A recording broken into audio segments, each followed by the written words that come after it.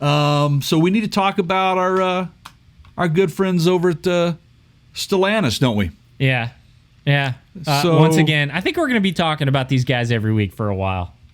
Yeah, I think so as well. And, just when you thought it was, a done deal and, and they were out of the news and they were going to have this, new fleet of types of vehicles coming out.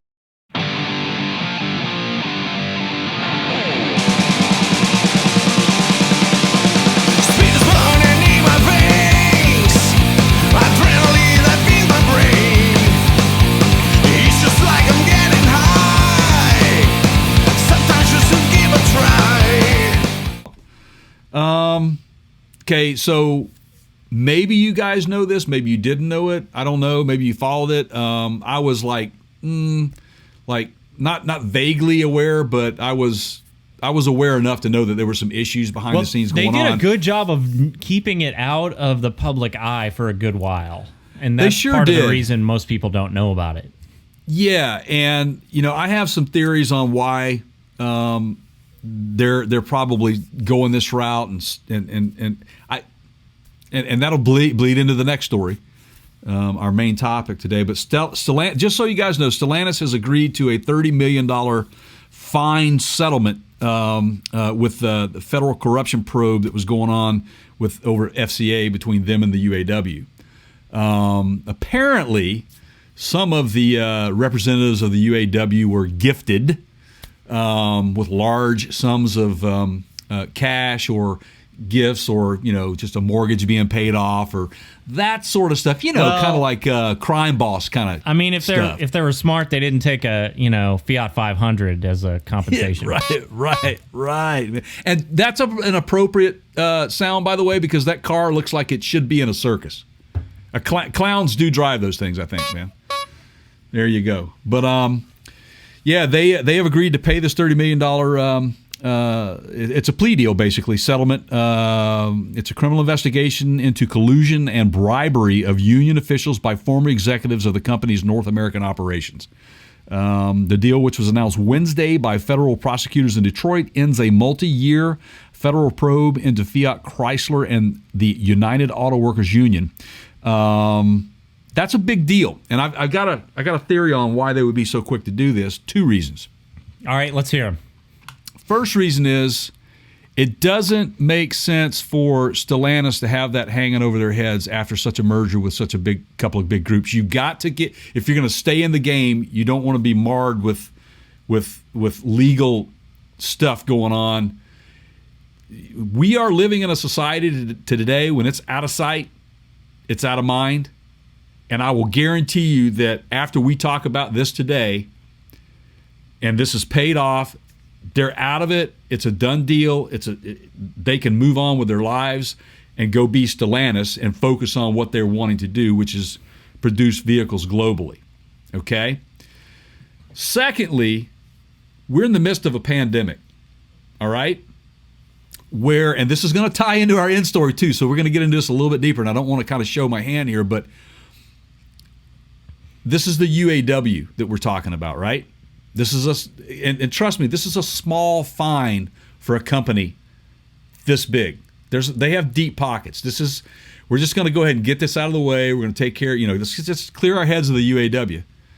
Well, guys, what you need to be aware of is this pandemic has proven that, guess what? We can produce vehicles via AI, robotics, so you have less bodies and hardly any not nearly as much need for the UAW in that realm. So why not just go ahead and kick them over to the side? And this is just my opinion now. I'm thinking, let's go ahead and handle it. Let's clean our hands of this thing. Let's get the business. Let's start making cars. Let's work on what we're going to do. Because the UAW, I think, at some point may not be as big of a factor in that realm of the auto manufacturing industry. It still will be, I think, in the production of product in various sectors for the OEMs. But as far as the assembly lines, the production lines, look what GM just did. They just put all of their eggs in one basket in Tennessee. for the all-electric plant. It is their largest plant, the most modern plant with robotics and AI in it. So there's my 2 cents, Keith. All right, now I have some things to point out. So first of all, this $30 million settlement, I believe that if I'm understanding this article correctly, and I could be wrong here, that $30 million goes to the feds. Yes. And it looks like the UAW did a similar plea deal last month, where they did a settlement on their own. So the feds are getting they're benefiting considerably. The federal government is from this. Right. The thing that concerns me about that is if you're paying money to make a problem go away, is the problem really going away? You know, the investigation stops, I'm assuming, with the settlement, and they promise to not do it again. But is it? Are we just taking? Yeah. Is it? We're happy to have the money, so we'll go away kind of nonsense. And again, remember, I mean, the UAW is what it is. They've been around forever.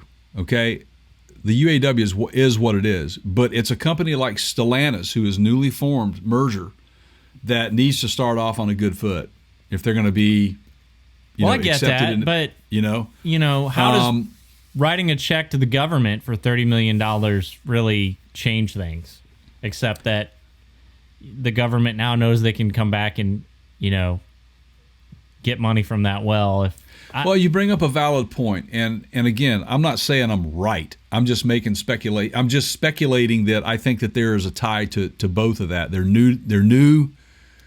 It's so they said settle and let's get this off. Let's get this. Let's get this. We need to concentrate on the business of the day. So these guys at PartsCounterGuru.com aren't talking about it and putting it on YouTube and drawing attention to it, stuff like that. Yeah, right? There you go, man. Yeah. Okay. Keep them out of the news. Stay out of the news. Did you know that there is a similar investigation going on with Ford right now? And there was one going on with GM, but they have removed GM from that scope. I did.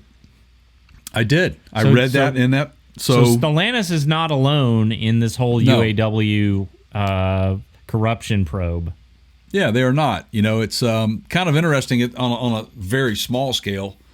You can kind of liken it to, the pay your kid into college scandal that just recently happened. Right. Yeah. And I think that you slap some hands to say, hey, you can't do that.